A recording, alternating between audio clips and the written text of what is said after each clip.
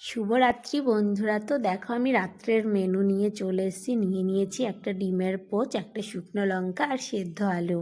তো এইগুলো দিয়েই আমি আজকে রাত্রের ডিনারটা সারবো, কারণ রাত্রে আমার অত কিছু খেতে ভালো লাগে না, এরকম হালকা পাতলা খেতেই ভালো লাগে।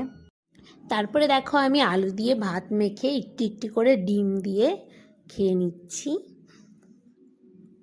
আর এরকম খাবার আমি মাঝে মধ্যে খাই। আর ডিমের পোচ খেতে আমার খুবই ভালো লাগে।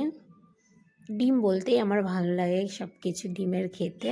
তারপরে এখন দেখো আলু দিয়ে খাওয়া হয়ে গেছে, এখন একটু মসুর ডাল নিয়ে নিচ্ছি।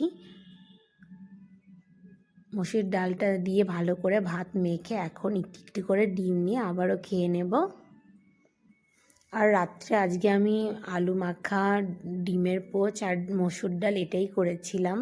আর তোমাদের রাতের মেনু কি কি হয়েছে কমেন্টে জানিও আমাকে। তো তারপরে মনে পড়লো যে আমি তো একটা শুকনো লঙ্কা নিয়েছিলাম। তারপরে এখন দেখো শুকনো লঙ্কাটা একটু খেয়ে নিলাম। শুকনো লঙ্কাটা খাওয়ার পরে বেশ একটু ঝাল ঝাল লাগছিল।